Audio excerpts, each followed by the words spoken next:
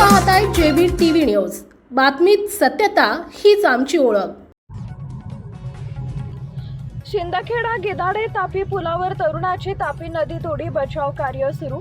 शिंदखेडा तालुक्यातील गिधाडे तापी पुलावर आज दुपारी 3 वाजेच्या सुमारास एक धक्कादायक घटना घडली आहे। विरदेल येथील रहिवासी गणेश गिरसे या तरुणानं तापी नदीत उडी घेतल्याची माहिती समोर आली आहे।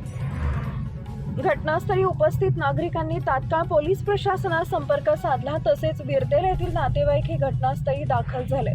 पोलिसांनी आपत्कालीन बचाव पथकाकडून तापी नदी तरुणाचा शोध सुरू असून बचाव कार्य सुरू आहे। दरम्यान पुलावर उभी असलेली गाडी गणेश गिरसे यांचीच असल्याचं प्राथमिक तपासातून समोर आलं आहे। मात्र घटनेबाबत पोलिसांकडून अधिकृत माहितीची प्रतीक्षा आहे। घटनेमुळे परिसरात मोठी खळबळ उडाली असून नागरिकांमध्ये हळहळ व्यक्त केली जाते।